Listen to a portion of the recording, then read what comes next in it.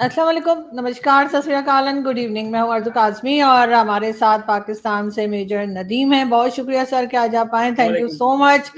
और हमारे साथ भारत से कर्नल शैलेंद्र सिंह जी हैं। बहुत शुक्रिया सर कि आज आप भी आए, थैंक यू सो मच।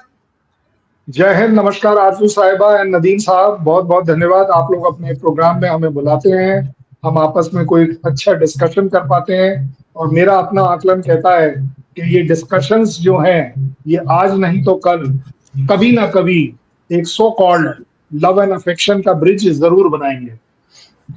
बिल्कुल बिल्कुल ऐसा ही होगा सर, और कोशिश भी हमारी यही है। लेकिन सबसे पहले कर्नल साहब आपकी तरफ ही आऊंगी, क्या कहेंगे आप? अभी जो स्विट्जरलैंड में मुलाकात हुई है, जेडी वेंस और प्राइम मिनिस्टर शहबाज शरीफ भी थे, हमारे फील्ड मार्शल भी थे, कतर के प्राइम मिनिस्टर भी थे, और उसके बाद जेडी वेंस का ये कहना कि वो लास्ट 3 मंथ से जो है वो अपनी बीवी से बात करते हैं या के फिर फील्ड मार्शल साहब से बात करते हैं। तो क्या लग रहा है सर आपको, ये हो क्या रहा है? देखिए, एक्चुअली ना वैंस साहब जो हैं वो वेस्टर्न कल्चर के हैं और वो सो कॉल्ड इंडियन कल्चर को नहीं समझते हैं। इसीलिए कृपा कर पता कर लीजिएगा, पाकिस्तान के जो गुप्त सोर्स हैं उनसे पता करिएगा। वो उषा मैडम जो है, उन्होंने वान साहब से पिछले 24 घंटे से बातचीत बंद कर दी है।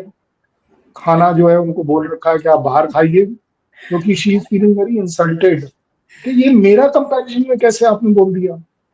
बोले भाई, मैं आपकी वाइफ हूँ, मेरा कंपैरिजन किसी भी कंट्री के या किसी भी पॉलिटिकल पॉइंट ऑफ व्यू से आप कैसे कर सकते हैं। आई थिंक लॉजिकली वो सही बात भी है कि भाई आप, मतलब वो ठीक है, लाइटर साइड बोलकर उन्होंने सारी चीज को कवर अप कर दिया, बट अपने आप में आई थिंक जिसको बोलते हैं ना, उन्होंने मुनीर साहब का मेरे ख्याल मखौल उड़ा दिया कि यार ये तो लाइटर साइड में बोला है, मैं सीरियस तो हूँ ही नहीं। तो बट फिर भी अगर उस पर्टिकुलर क्लिप को आप चलाकर देख लें, इसको मैं क्रिटिसाइज नहीं कर रहा हूँ, इवेलुएट कर रहा हूँ, तो उन्होंने मेरे ख्याल वान साहब ने 1 से 1.5 मिनट कुछ बोला।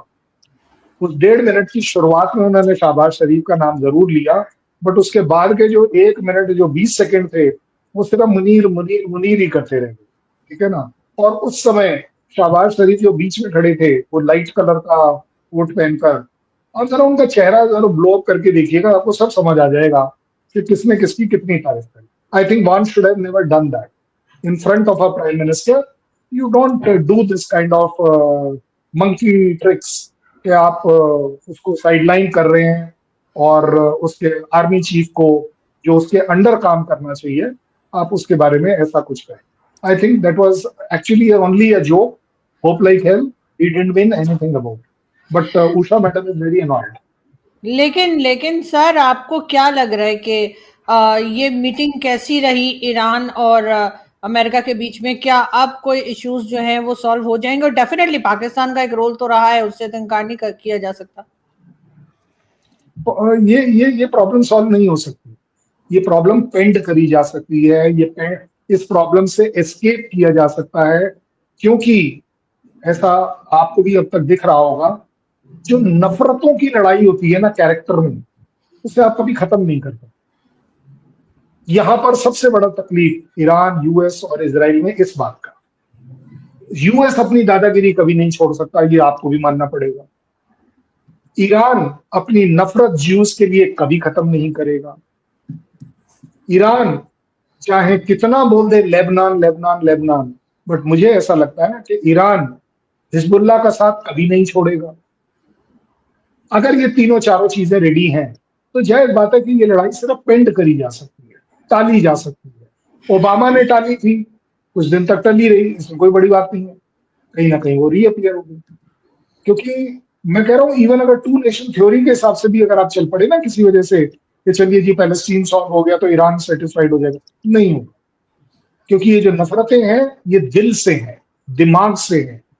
इससे उभर पाने के लिए कम से कम एक पूरी जनरेशन चाहिए, कि जो नई जनरेशन आए वो पूरी की पूरी ईरान की जो है नेक्स्ट जनरेशन यूएस और इजराइल के खिलाफ ना सोचे, ना उन्हें उस तरह की पिक्चर दिखाई जाए।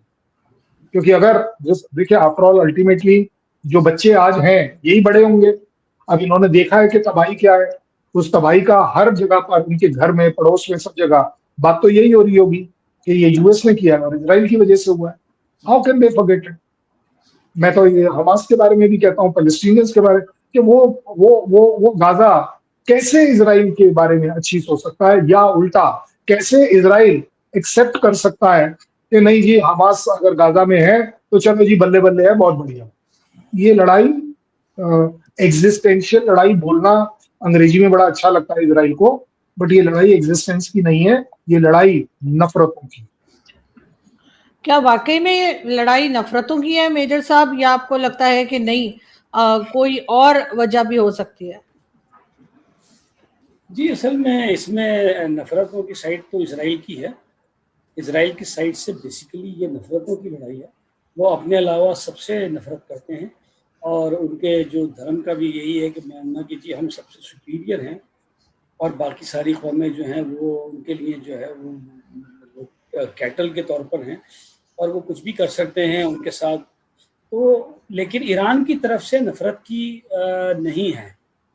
और ईरान को जैसे जेडी वैंस साहब ने एक स्टेटमेंट दी बड़ी अच्छी, और ये एक डायमेंशन खोलती है नई, कि हम ईरान के साथ नए सिरे से ताल्लुकात इस्तवार करने के तैयार हैं। और ये हो भी सकता है। ईरान एक आप कह लें कि लोन कंट्री है इस वक्त इस सारे ये रीजन के अंदर, उनके साथ कोई भी उस तरह से नहीं है। ठीक है, मुस्लिम कंट्रीज तो उनको अपना साथ देते हैं और उनको अपना मुस्लिम कंट्री समझते हैं, लेकिन उनका थोड़ा सा जो नज़रिया है या जो सेक्ट है वो उनको बिल्कुल अलहदा करता है और उनके यहाँ भी थोड़ा सा ये एक फ्लेवर है सुपीरियरिटी का और डिफरेंट होने का, और उसको वो मोमिन कहते हैं। तो उसमें इसको यूटिलाइज कर सकता है यूएस, और ईरान के लिए कोई मसला नहीं है कि वो उनके साथ एलाई भी बन सकता है। ये तो मसला ये हो गया कि जिस वक्त इन्होंने रिजीम चेंज की थी खमीनी साहब ने, यानी जो शाह पहलवी साहब वगैरह थे, तो मसला ये कि इनके साथ इनके सींग फंस गए अमेरिका के साथ। हालांकि वो खुद फ्रांस में ही रहे थे और फ्रांस से ही आपने देखा आए थे, लेकिन मसला ये होता है कि बाज़ जगह कोई ऐसी चीज़ें हो जाती हैं जो अनअवॉइडेबल होती है। तो ये अनअवॉइडेबल हो गया और उनकी एम्बेसी पर भी इस तरह से हो गया और ये चीज़ें वो उस टाइम पर कंट्रोल नहीं हो सकी और ये नफरत एक पैदा हो गई, क्रिएट हो गई। अमेरिका में भी नफरत नहीं है। अमेरिका का तो ये है कि यार ये इन्होंने हमारे साथ ऐसे किया कैसे। वहाँ आम आदमियों को इतना पता भी नहीं है ईरान के बारे में कि ईरान क्या है क्या नहीं है, और बहुत से अभी भी सवाल करते हैं यार ये क्यों अटैक कर दिया। लेकिन जो ईरान की जो पुरानी जो मेच्योर्ड इस वक्त नेशन है, जनरेशन है, वो जानती है कि जिन्होंने हमारे साथ ऐसे किया और हम सुपर पावर थे, इन्होंने कैसे हमारे एम्बेसडर्स को और इस तरह हाईजैक किया, तो हम नहीं छोड़ेंगे। वो एक अलग है। लेकिन ये अगर आप यूटिलाइज करना चाहें तो नफरत नहीं है ना, अमेरिका के साथ है।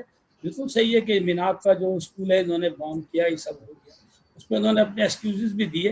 तो ये बिल्कुल हो सकता है कि कल को ईरान टोटली एक डिफरेंट कंट्री के तौर पे भी खड़ा हो सकता है, और यही अमेरिका देख रहा है। और अमेरिका बार बार इनके साथ देखें ये जो एग्रीमेंट्स होते हैं और उसके बाद दुनिया भर की मल्टीनेशनल कंपनियां ईरान की तरफ कूदती है, और फिर कोई एक अमेरिकन प्रेसिडेंट आ जाता है, वो कहता है नहीं अब हम ये नहीं मानते, कैंसिल करते हैं। पहले भी ट्रम्प साहब ने कैंसिल किया, दोबारा भी ट्रम्प साहब ने कैंसिल किया, और अब ट्रम्प साहब खुद करके जा रहे हैं। और अगर आप कंसेशंस देखें तो सारी ईरान के हक में हैं। ठीक है, आपको नजर आएंगी मोस्ट ऑफ दी कंसेशन। इसीलिए इसराइल जो है वो इसके हक में नहीं है। लेकिन अमेरिका कुछ और सोच रहे हैं, वो इस रीजन में गल्फ कंट्रीज से हटकर ईरान के मामले में सोच रहा है, जो मेरी अपनी नॉलेज है। बाकी ये पीस हो जाएगा, और बल्कि पीस हो चुका है। मैं पहले दिन से तमाम मीडिया पर बोल रहा हूँ कि देखें, हमें ये पढ़ाया जाता है कि जिस तरह से जंग आसपास के एरिया को सक करती है, इस तरह अमन भी सक करता है, और वो उसको दोबारा से जंग में कन्वर्ट करना किसी सीज फायर को, वो इतना आसान है। तो ये अब हो चुका है सीज फायर। तो देखें, छोटी मोटी स्क्रिमिशेस हुई और दोबारा कोई भी, जबकि मैं डिफरेंट इंडियन चैनल्स पे गया, जनरल बख्शी भी के अभी वहाँ से आर्माडा आ रहा है, अभी कॉन्स्टेंटिनोपल आ रहा है, अभी फला आ रहा है, यार कुछ भी नहीं हुआ। मैंने कहा सर कुछ नहीं होगा, और ये ही हुआ कि अभी तक कुछ भी नहीं हुआ, कोई जंग नहीं। और अब ये इंशाल्लाह पीस भी हो जाएगा। आपकी ऑडियो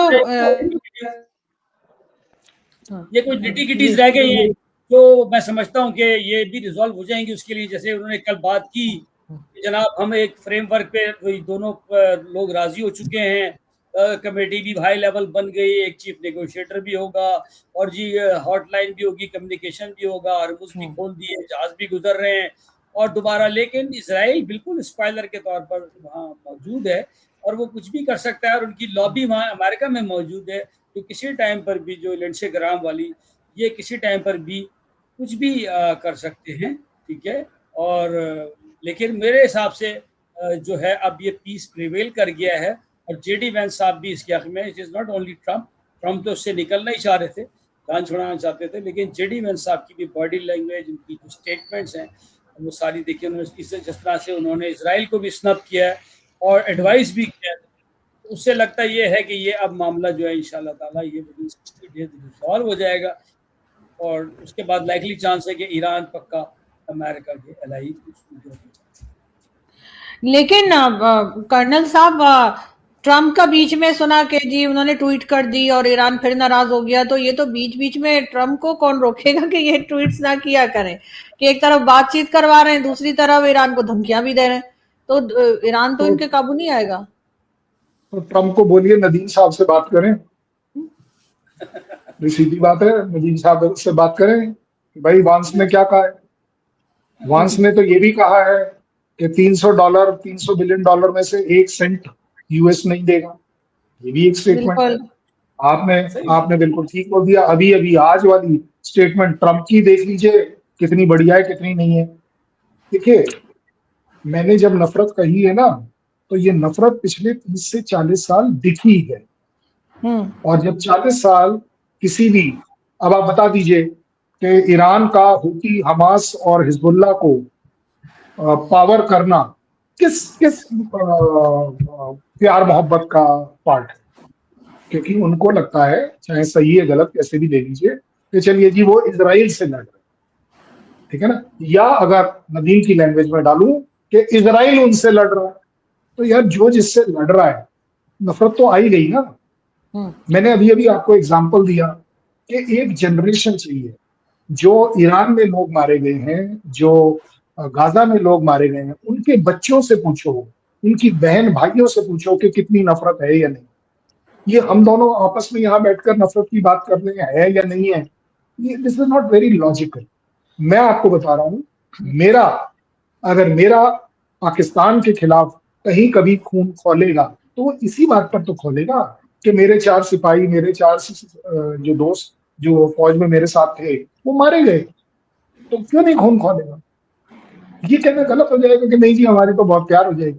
और रही बात वांस साहब की, तो वेल आपको भी मालूम है कि who's running for the next ticket of president, 2 ही तो कैंडिडेट है, रूबियो और वांस। सो ट्रम्प के लिए फेवरेबल स्टेटमेंट तो देना ही पड़ेगा। क्यों? क्योंकि ट्रम्प को इस लड़ाई से निकालना है, ये सबका कहना है। ये करेक्ट एनालिसिस भी है कि वो अपने आप को इस लड़ाई से निकाल रहे हैं, और ये यूएस के सेनेट का, डेमोक्रेट्स का, रिपब्लिकन्स का, पब्लिक का, ये उनका कहना है। आपके मेरे कहने से कुछ नहीं होगा। वहां की पब्लिक का कहना है कि इजराइल ने यूएस को या ट्रम्प को इस लड़ाई के अंदर ले लिया, जो उन्हें नहीं आना चाहिए।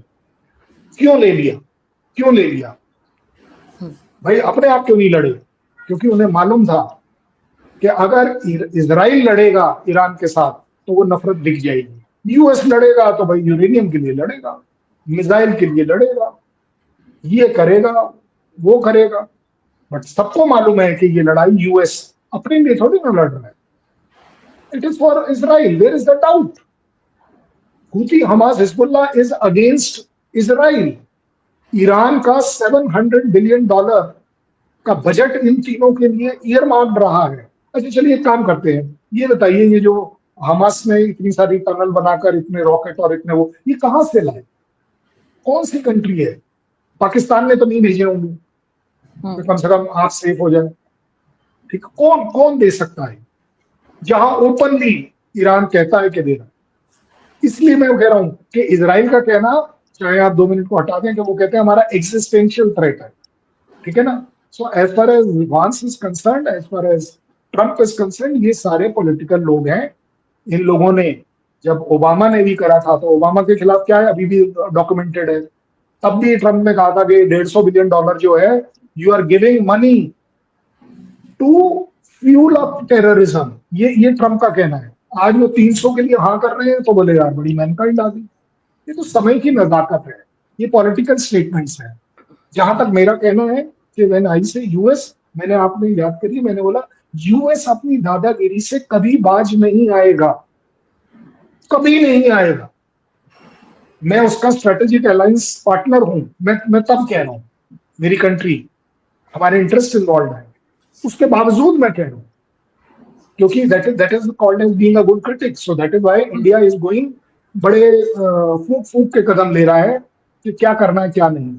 और जहां तक बात करी है कि हक में है या नहीं है, well let me tell you one thing, Iran के क्या हक में है क्या नहीं है वो तो ईरान ही बताएगा ना। लेकिन ईरान के हक में ये बात जरूर माननी चाहिए कि दुनिया को एक एनर्जी क्राइसिस लाने का हक उसे नहीं होना चाहिए। दुनिया के अंदर आप एक वो क्राइसिस लाकर खड़ी करिए आपने, और मान लीजिए मेरी बात, आज के बाद हर स्ट्रेट के ऊपर आप देखेंगे उसके नियरेस्ट वाली जो कंट्री है वो जरूर इंटरफेयर करेगी। मैं आपको अपना फोरकास्ट दे रहा हूं, not that it is official, कि अगर कल मलक्का क्वेश्चन मार्क आता है कि भाई रशिया का साउथ चाइना सी और उसका जो सप्लाई रूट है, तो well India should strike at Malacca. आप बताइए, जिब्राल्टा में करेगा। अगर यहाँ पर टोल कल मंजूर हो जाता है तो वेल आप साउथ चाइना सी से जैसे ही मलक्का से निकल कर आओगे, मैं सामने खड़ा मिल जाऊंगा कि भाई साहब मेरा टोल।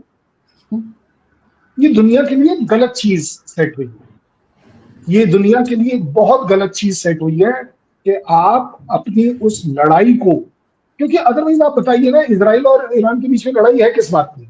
जमीन की लड़ाई थोड़ी ना है, ना उसने उसकी जमीन ले रखी है ना उसने उसकी जमीन ले रखी है, क्या लेना देना। चलिए मैं मानता हूँ ह्यूमैनिटेरियन, भाई अगर इजराइल ने वो लिटानी नदी तक का एरिया कवर कर लिया है और वहां पर डिप्लॉय कर दिया है, तो ये कहना कि चलिए जी आप वापस आ जाए, मैं मानता हूँ कि Lebanon has the right to say आप वापस जाइए, but what has Iran got to do with that?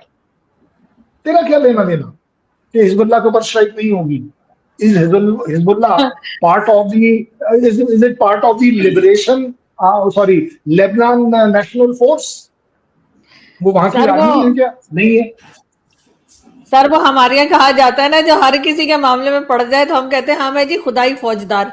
तो मेरा ख्याल है कि ईरान वही खुदाई फौजदार है, वो हर जगह जाकर किसी भी दूसरे के लिए जो है वो लड़ने के लिए तैयार रहते हैं, या शायद गजा के लिए और फलस्तीन के लिए उन्होंने कई बार कहा है, लेबनान के लिए उन्होंने कहा है कई बार। कितनी बार आपने ईरान को लड़ते देखा कि आईएमएफ का लोन पाकिस्तान को मिलना चाहिए जब पाकिस्तान तकलीफ में? आप बता दीजिए कितनी बार आपने लड़ते देखा? कितनी बार ईरान ने अपील करी, कितनी बार ईरान ने अपील करी? ह्यूमैनिटेरियन बातें कर रहे हैं इस समय, अच्छी बातें कर रहे हैं कि Pakistan should not go in FATF या Pakistan should come out of FATF. क्यों नहीं डिमांड किया उन्होंने? अगर कंट्रीज का भला सर लोन्स की नहीं सर, अगर कोई अटैक करेगा, कोई दूसरी कंट्री अटैक करेगी तो उसके ऊपर ईरान ने बात की है। बाकी लोन अगर हम ले रहे हैं वो हमारा अपना इशू है, हम अपने लिए खुद ही प्रॉब्लम क्रिएट कर रहे हैं, तो उसका तो कोई रिस्पॉन्सिबल नहीं है।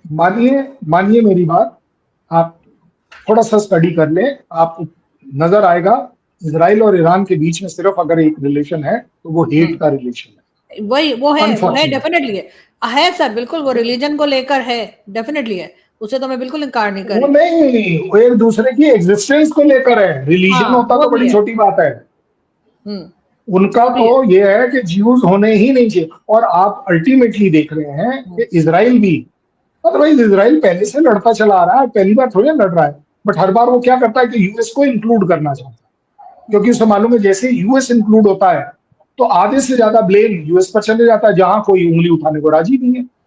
यूएस पर उंगली कौन उठाएगा? अगर यही लड़ाई पूरी की पूरी इस समय इजराइल और ईरान की चल रही होती, आप सोचिए इजराइल का तो भूत बना देते लोग बोल बोल के कि भाई साहब ये क्या है। यूनाइटेड नेशन में यूएस भी खड़ा हो जाता कि नहीं इनके खिलाफ पारित किया जाए, ये किया जाए, वो किया जाए। बिल्कुल सर, वही यूएस इज इन्वॉल्व्ड, जाहिर है सर, वो सुपर पावर है, उससे कौन बात करेगा।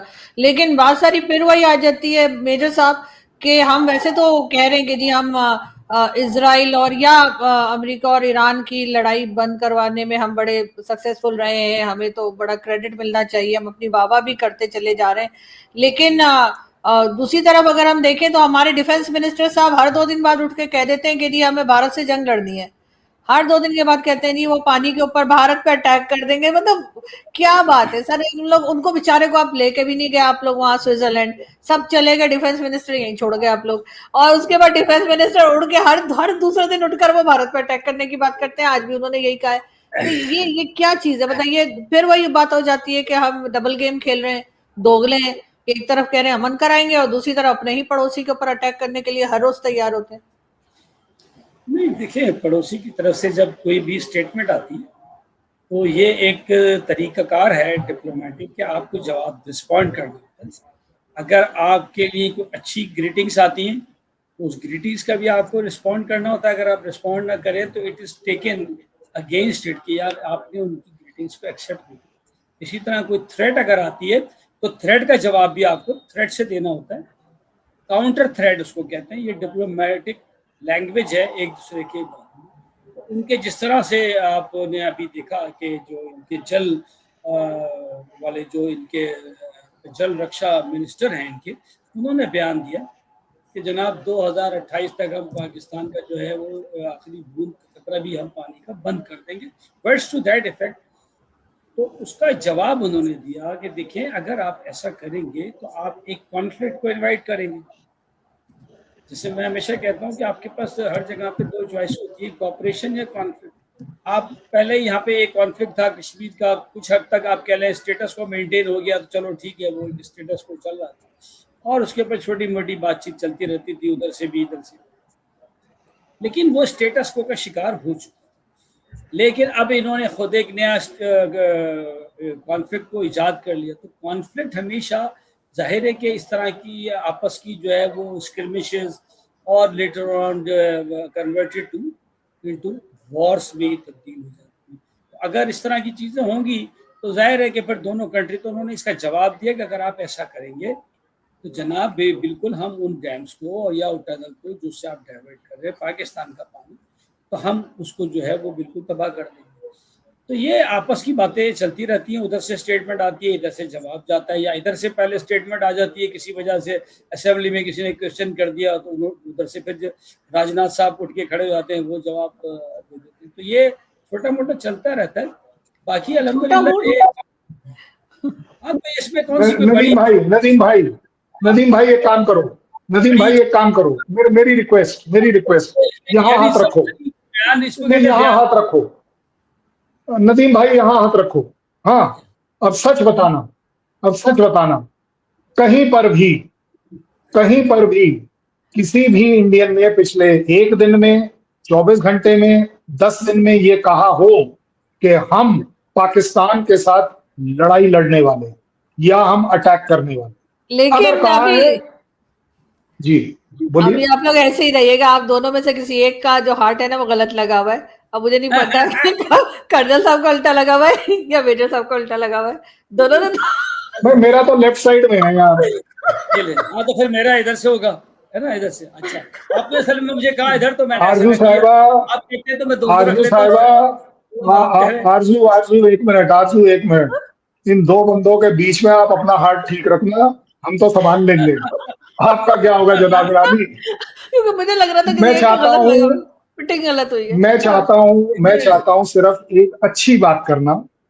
अगर, क्योंकि नदीम ने कहा है कि काउंटर थ्रेट, ठीक है ना, मुझे वो थ्रेट बताइए जहां पर ये कहा गया हो कि India will be attacking Pakistan, number 1।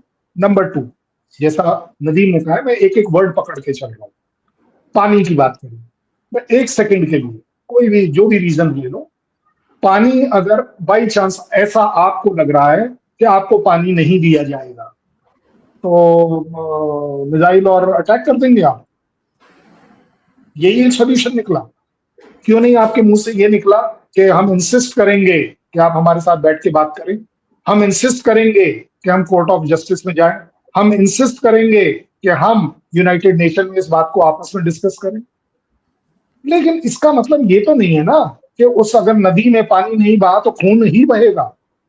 आप बताइए, अगर इंडिया ने कहीं कहा है कि हम आपके ऊपर अटैक, और किसी भी स्टेटमेंट को ले लीजिए, मैं बोलने के लिए तैयार हूं कि अगर किसी ने कहा है तो मैं मान जाऊंगा, आप मुझे बता दीजिए। ये हर बार आपके यहाँ से बात आती है कि हम मिसाइल लगाकर वो डैम को गिरा देंगे। भाई साहब, डैम बना नहीं, मिसाइल पहले चला दिया आपने। थ्रेट क्या होती है? यही तो थ्रेट होती है। नहीं, देखिए, आपके जो जल रक्षा मंत्री हैं, उनके बयान के बाद इन्होंने बयान दिया। उन्होंने ये बयान दिया चलो कि हम एक बढ़िया। तरह पाकिस्तान का बंद कर देंगे बाय 2028। उन्होंने ये एक अल्टीमेटम दे दिया कि 2028 तक आपका सब बंद। तो उन्होंने उसको यही जवाब दिया कि जनाब, पाकिस्तान की ये रेड लाइन है, ठीक है, क्योंकि पाकिस्तान के मिलियंस ऑफ पीपल्स और मेन जो पाकिस्तान का एग्रीकल्चर है उसकी डिपेंडेंस इस पानी के ऊपर है। अगर आप पाकिस्तान का पानी इस तरह से रोकेंगे, ठीक है, और आप तो फिर हम डेफिनेटली उसका यही हल करेंगे कि हम उस पानी के लिए रास्ता क्लियर करेंगे। जो पाकिस्तान पानी मिल जाएगा, लड़ाई लड़ लोगे तो पानी मिल जाएगा, लड़ाई लड़के पानी मिल जाएगा। लड़ाइयाँ होती इसीलिए हैं कि दोनों एक ऑब्जेक्टिव के लिए लड़ रहे होते हैं। उसमें जरूरी नहीं होता कि ठीक है कि दोनों में से किसी को जो है वो एक ऑब्जेक्टिव मिलता है, दूसरा उस ऑब्जेक्टिव को लूज करता है। लेकिन जब आप कॉर्नर, उन्होंने यही बात की कि अगर आप हमें कॉर्नर करेंगे, क्योंकि देखिए आप लोग का मसला क्या है। कॉर्नर कैसे हो गए आप? एक मिनट, आरजू काजमी को आप गलत गाइड कर रहे हो। 6 रिवर हैं, 1 मिनट, 6 रिवर हैं, ठीक है ना? 6 रिवर में से 6 रिवर, और जो पाटिल साहब जिनकी आप बात कर रहे हो, जो हमारे जल संसाधन के जो मंत्री हैं, आप उनकी बात कर रहे हो, मैं तो बाय नेम बोल देता हूँ। रिकॉर्डिंग चला लो, रिकॉर्डिंग चला लो, मैं तो चैलेंज कर रहा हूं। उन्होंने जो कहा अब आप सुनिए, और आपकी आवाम को ये बात सही पता होनी चाहिए। उन्होंने कहा कि भारत के हिस्से का एक बूंद पानी भी पाकिस्तान नहीं जाए, और ये हम 2028 तक कर लेंगे। आपके यहाँ ये दिस इज ऑन रिकॉर्ड, चाहो तो आप इसको वेरीफाई कर सकते हो कि right now you are getting access water, क्योंकि हम उसे रोक नहीं पाते हैं, हमारे पास रोकने का तरीका नहीं है। आप मेरे डाउन वाली साइड में हैं, मैं अप वाली स्ट्रीम में हूं, इसलिए मेरा पानी नेचुरल बहेगा आपकी तरफ। अब हम जो कह रहे हैं वो ये कह रहे हैं, समझिए उसको बड़ी अच्छे से समझिए, कि जो पानी हमारा एक्सेस आपकी तरफ जा रहा है उसको अब हम डाइवर्ट करेंगे पंजाब की तरफ, हरियाणा की तरफ, क्योंकि हमारे को वहां पर कमी वगैरह वगैरह जो है। कहीं पर भी ये बात नहीं लिखी हुई है कि मैं इंडस वाटर के ऊपर डैम बनाकर हाइड्रो पावर इलेक्ट्रिक नहीं लगा सकता। क्यों नहीं लगा सकता? और एक बात बताओ, एक सही बताना, दिल पर हाथ इसलिए रखवाया था कि अगर मैंने एक डैम बनाकर एक हाइड्रो प्रोजेक्ट बना लिया और बिजली प्रोड्यूस करी, तो वो जो पानी ऊपर से नीचे गिरेगा तो वो बहकर तो आप ही की तरफ जाएगा, और कहाँ जाएगा? देखिए, आप आपका वाला शेयर, हाँ, आप हाइड्रो पावर को क्या हुआ? आप हाइड्रो पावर प्रोजेक्ट्स बना सकते हैं, उसमें कोई एतराज नहीं है। रिजर्वायर नहीं बना सकते, यही उस ट्रीटी में लिखा है। पहली बात तो ये, और आपकी बात सही है, नहीं आपकी बात ही की, आपकी बात रिपीट कर रहा हूँ, आप थोड़ा सा कंफ्यूज हो जाते हैं। मैं इसलिए जुमला बोल देता हूँ उर्दू में कि मैं आपकी बात को रिपीट कर रहा हूँ कि आपने कहा हाइड्रो पावर बिल्कुल आप बना सकते हैं, आप रिजर्वायर नहीं बना सकते, ठीक है, यहाँ तक बिल्कुल सही है आपकी बात। ये दूसरी बात भी मैं तस्लीम करता हूँ, आप कह रहे हैं, क्योंकि मैंने उनकी स्टेटमेंट एग्जैक्टली सुनी नहीं, लेकिन मैंने उसकी वो खबर लगी हुई जरूर देखी क्लिप पे कि जनाब जो आपके जल रक्षा मंत्री हैं उन्होंने ये कहा, और उसके जवाब में जो है हमारे जो है डिफेंस मिनिस्टर ख्वाजा आसिफ साहब ने ये स्टेटमेंट। इसमें हो सकता है कंफ्यूजन हो गई हो, गलती हो गई हो नहीं सकता। मैं आपको अगला स्टेप भी बता दे रहा हूँ, मैं आपको अगला स्टेप भी बता दे रहा हूँ। एक सेकंड में, ये बड़ा जरूरी है, हमारी पाकिस्तान की आवाम को ये पता होना चाहिए हुआ क्या। नदीम साहब, जो आप बोल रहे हो ना, वो हमारे उस रिपोर्टर ने पूछा, वो कोट कर लिया आप लोगों ने, जब उन्होंने कहा कि भारत का कोई भी पार्ट जो हिस्से का पानी है वो नहीं जाएगा वगैरह, तो उस बंदे ने क्या बोला, इसलिए सारा कंफ्यूजन आपके यहाँ हो रहा है। उस बंदे ने, रिपोर्टर ने बोला, तो क्या इसका मतलब पाकिस्तान में एक बूंद पानी नहीं जाएगा, और अगर नहीं जाएगा तो कब तक? तो उन्होंने कहा 2028 तक एक बूंद पानी नहीं जाएगा। आप उसको पकड़ कर बैठ गए, आप पूरी स्टेट। और एक बात बताओ ना यार, मुझे एक बात बताओ, बिल्कुल आरजू काजमी वो साहिबा मेरे आपसे भी बात कर रही हैं, मेरे से भी बात कर रही हैं। आरजू साहिबा को बोलिए फोन उठाए, पाटिल साहब से इंटरव्यू ले वही ले। अलग नहीं, वी ट्रस्ट यू, आपने कह दिया हमारे लिए काफी है, नहीं, we it is accept। Don't trust me, the अवाम has to know, you don't have to. ये ओके, लड़ाई नदीम और मेरी नहीं है, ये मेरी और नदीम की लड़ाई नहीं है, ये अभी तो लड़ाई हम ही दो बात कर रहे हैं कंट्रीज ना, की है। तो और मैं इसलिए आपको पूछ रहा हूं, किसी भी वजह से कहीं एक्सट्रीम कोई बोल भी गया कि पानी की एक बूंद नहीं जाएगी, तो क्या नहीं वॉर लड़कर पानी मिल जाएगा? नहीं देखिए, ये अगर नहीं तो वॉर लड़कर भी भाई अगर मैंने पानी जी डाइवर्ट कर जी दिया तो कैसे मिल जाएगा? अरे भाई मैंने पानी डाइवर्ट कर दिया, मैंने अपने यहां 50 किलोमीटर पहले डाइवर्ट कर दिया, क्या क्या तोड़ोगे मेरे यहां? आप बताओ। ये कहना आसान है, पॉलिटिकली बड़ा अच्छा स्टेटमेंट है, बहुत बड़ा अच्छा स्टैंड है, हम ये कर वो बिलावल बोल रहा है ना, कौन की नदियां बहेंगी? अरे बेटा तेरी थोड़ी ना बहेंगी, तू तो खून देखिए, दूसरों का बहवाएगा। आप अब एक बात कर रहे हैं हाइपोथेटिकल, आपकी बात हमने मान ली कि जी जल तो हाइपोथेटिकल नहीं भाई, उसने बोला है ना, चले आपने अभी आपने बोला है कि हमारे मंत्री ने कहा है आपके पाकिस्तान के कि भाई फिर हम तो वॉर कर देंगे। बिलावल ने कहा खून की नदी बहा देंगे। मैं अब इसका इंटरप्रिटेशन क्या करूं? एक अच्छा वाला आप बता दो, मैं मान जाता हूं। चलो बोलो। तो अगर आप मुझे वक्त देंगे तो मैं बोलूंगा। अब आप मुझे 1 मिनट का वक्त दें थोड़ी देर के लिए, तो मैं फिर बोलना शुरू करूं। जी आरजू बोलूं मैं ये कह रहा हूं कि सर जो जी सर प्लीज। हमने पहली बात तो ये कि उसको मान लिया, आप कहते हैं ठीक है आवाम के लिए, तो आवाम को आपने बोल दिया, आवाम सुन रही है आपको, माना नहीं माना अल्लाह जाने, मैंने तो आपकी बात को एग्री कि ठीक है ये कन्फ्यूजन भी हो सकती है, मैं बात कर रहा हूँ। फिर आपने कहा कि अगर हमने मोड़ दिया, अगर हमने कर लिया तो क्या कर लोगे? मैं उसका भी जवाब आपको दे रहा हूँ कि वो यही जवाब है कि जिस तरह से आप एक बात कर रहे हैं हाइपोथेटिकल, अगर ऐसा हमने 50 किलोमीटर पहले मोड़ दिया क्या कर लोगे? बिल्कुल है। देखिए हर चीज का ना एक सोल्यूशन है, इसको रिजॉल्व कहते हैं हम टैक्टिक्स की जुबान में, हमें उसको रिजॉल्व करना होता है। ठीक है, कोई भी इस तरह की जब सिचुएशन आएगी जो हमारे इरिटेंट्स होंगे, जो हमारे लिए प्रॉब्लम्स बनेंगे और जो हमारी रेड लाइंस को टच करेंगे, तो डेफिनेटली कंट्री की जो जंगें होती हैं उसमें कंट्रियां खत्म हो जाती हैं, मिट जाती हैं। ऐसा नहीं होता कि लेकिन वो जंग पर जाती हैं, उन्हें जाना होता है, क्योंकि वो अगर वो रिजॉल्व नहीं करें तो वैसे भी जो रेड लाइन अगर कोई चीज है तो वो कंट्री के लिए एक बड़ा डिजास्टर क्रिएट कर देती है। तो before the disaster comes, country कहती है कि ठीक है यार इसको आज मैं, हो सकता है आप ताकतवर हो सकता है हम ताकतवर, लेकिन बोथ ही कंट्रीज आर न्यूक्लियर, तो उसमें ये कहना कि आप बड़े छोटे, न्यूक्लियर में बड़ा छोटा नहीं होता, इसमें सिर्फ रेंज रेड लाइन अगर पानी है तो टेररिज्म रेड लाइन मेरे लिए होना चाहिए या नहीं? आप ही बता दो। देखिए हर चीज है आपके लिए, टेररिज्म अगर रेड लाइन है बिल्कुल ठीक है। तो आपने अटैक किया ना पाकिस्तान पे, पाकिस्तान ने काउंटर अटैक किया, बात खत्म हो। इसी तरह से हमारे लिए रेड लाइन होगी, हम आप पे अटैक करेंगे, हम आपके जो बात हो रही है, मतलब अभी सर अभी वही हाइपोथेटिकल बात, मैं कोई फैक्ट की बात नहीं कर रहा। आपने जो बात की मैं उसी का जवाब, फैक्ट की बात कर रहा हूँ। देखिए आपकी रेड लाइन थी ना, आपने अटैक किया ना, ठीक है, आपने कहा पहली बात तो ये कि देखिए वो अटैक इसलिए जस्टिफाइड किया कि उसकी कोई भी आपके पास एविडेंस नहीं थी। और उसकी मैं हर क्लिप में और हर मीडिया पे किसी भी प्रोग्राम में मैं एक सवाल करता हूँ कि मुझे सिर्फ, जैसे मैं पहले कहता था कि मुझे एक क्लिप दिखा दीजिए जिसमें पाकिस्तान का कोई एयर बेस अंडर फायर हो, सिवाय वो खड्डे दिखाने के जो रनवे स्ट्रिप पे, मुझे एक बिल्डिंग दिखा दें पूरे पाकिस्तान में कोई एक जिसका एयर बेस जलता हुआ नजर आ रहा हो, आग लगी। क्योंकि आजकल मोबाइल है ना सर, आपने देखा उन्होंने तस्वीरें भेज दी, आपने देखा भावलपुर पे अटैक हुआ, जो दूसरा हुआ।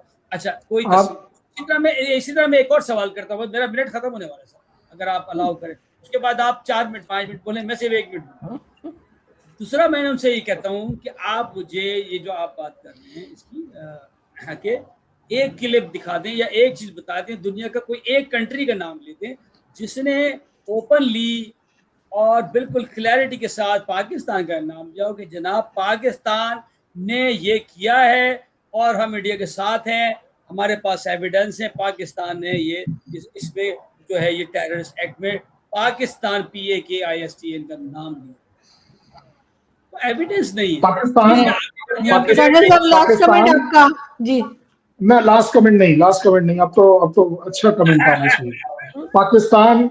पाकिस्तान का एक बाशिंदा ये बता दे कि क्या ओसामा बिन लादेन आपके यहाँ था या नहीं था, क्या उसका टेररिज्म से संबंध था या नहीं था, क्या यूएस ने उसको वहां से पकड़ा था या नहीं पकड़ा था। देखिए ये तो कोई लॉजिकल क्वेश्चन नहीं, मैंने तो आपके नहीं लॉजिकल है ना, लॉजिकल है क्योंकि आपके यहाँ से ये कहना बड़ा आसान है कि जनाब हमारे यहाँ तो था ही नहीं, लखवी हमारे यहाँ था ही नहीं, हमारे पास हाफिज है ही नहीं, मसूद हमारे यहाँ कभी था ही नहीं। हम पे तो आपने अटैक कर दिया ना। मैं तो ये कह रहा हूँ, आपकी बात का जवाब दे रहा हूँ कि एविडेंस आप हमें ना दें। एविडेंस दे रहा हूँ ना, एविडेंस ही तो दे रहा हूँ। ये सब क्या बोल रहा हूँ, ये एविडेंस है ना। आपकी इस एविडेंस पर मुझे एक कंट्री का नाम बता दें जिसने इस एविडेंस को एक्सेप्ट किया हो और उसने कहा हो कि हाँ जी पाकिस्तान इज इन्वॉल्व। हम तो ये बात कर रहे हैं। देखिए ऐसे तो मतलब पाकिस्तान को क्लीन चिट मिली हुई है कि ओसामा बिन लादेन आपके यहाँ नहीं था, किसी कंट्री ने नहीं कहा। यूएस पागल हो गया, आपका माई बाप है बाय द वे, वो पागल था जो आप क्या कर रहा था। वो मोर देन एक मिनट, वो मोर देन 120 कंट्रीज जो FATF में मेंबर हैं, वो सब बेवकूफ थी कि वो टॉलरेट करती रही कि पाकिस्तान 4 साल तक उसके अंदर रहा। प्रूफ चाहिए आपको? कोई बात नहीं, मैं प्रूफ देता हूँ। वो जो आप मांग रहे हो ना, आप वो जो मांग रहे हो मेरे से प्रूफ, एक काम कर लो, XR से आप खरीद लीजिए वो सैटेलाइट इमेजरी, आप XR से सैटेलाइट इमेजरी खरीद लो ना। आप सर, तो आपने जो ये दूसरे जो मदरसे पे या मस्जिद पे अटैक किए थे, वहां की सैटेलाइट इमेजरी नहीं, आपने वहां मोबाइल पर जो लोगों ने तस्वीरें बनाई वो भी दिखाई। वो आपके लोगों ने भेजी, वो आपके लोगों ने, हमारा वहां कोई नहीं था, सर मेरी बात सुने ना, नूर खान बेद शहर के बीच में था और आपको पता है, आप भी इंडिया पाकिस्तान में सबको पता है कि इस तरह की कोई आग लग जाए बेस के ऊपर या किसी टैंक में भी लग जाए साले एयरपोर्ट पे, पूरी दुनिया उसकी क्लिप बना रही होती है, तस्वीरें होती है। एक क्लिप तो किसी ने लगाई हो, कोई एक चीज तो भेजी हो। ये कोई जंगल में तो नहीं है ना ये बेसिस, ठीक है चले भोलारी था वो थोड़ा दूर है, नूरखान भी शहर के बीच में है, सरगोदा का शहर के बीच में, तो इसलिए अच्छी तरह से ये बात की कि ठीक है आप पाकिस्तान तो देखे ना, पाकिस्तान पे तो इल्जाम लगा रहे हैं, पाकिस्तान तो बोलेगा हमने नहीं किया, चाहे किया भी हो फॉर एग्जाम्पल, लेकिन आपको ये एविडेंस दुनिया में किसी ने तो तस्लीम की हो, यार ये देखो ये पकड़ा और ये देखो ऐसा है और ये ऐसा है, वो क्या हाँ यार 2+2 4, यू आर वेरी राइट, और हम बिल्कुल आपकी बात करते हैं और हम आपके साथ डे टू डे कृपया कर रिवाइंड कर लीजिए। डे टू डे ब्रीफिंग में DGMO ने वो फोटो दिखाई, नंबर 1। आपके यहाँ से भी आपके सो कॉल्ड ISPR ने वो फोटो दिखाई, अटैक की, और आपके यहाँ से किसी ने पूछा कि सर इसका कोई प्रूफ है, तो उनके शब्द अभी भी आपके पास लिखे हुए हैं। Social media is full of it, you can go and see it there. Sir ये सर मुझे लग रहा है हमारे ये डिबेट कभी खत्म नहीं होगी, क्योंकि ये हमने डिबेट है ही नहीं। उधर से भी नहीं। मैं तो कह रहा हूँ, मैं इसीलिए कह रहा हूँ कि ये जो वॉर फोबिया है या वॉर फोबिया क्रिएट करने वाली बात है, कि जैसा नदीम ने बिल्कुल ठीक कहा कि जी हम तो काउंटर थ्रेट कर रहे हैं। आप काउंटर थ्रेट नहीं कर रहे, आप अननेसेसरली एक थ्रेट को बना रहे हैं। India has never ever on record said कि हम 6 की 6 नदियों का पानी आपके यहाँ नहीं जाने देंगे।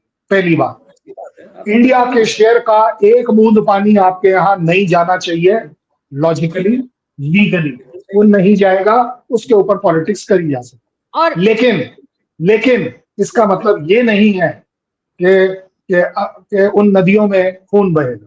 That's a wrong. सर इसीलिए सर हम लोग बात करते हैं ताकि बातों को क्लियर किया जा सके। बहुत बार मिसअंडरस्टैंडिंग होती है जिसकी वजह से स्टेटमेंट्स चलती हैं, और ख्वाजा आसिफ साहब जो है वो, मैं फिर वही कहूंगी, आप कहेंगे बेचारा क्यों कह रही हो, उन बेचारों को यहाँ छोड़ गए, बाकी सब उठ के जो है वो स्विट्जरलैंड चले गए, तो बैठे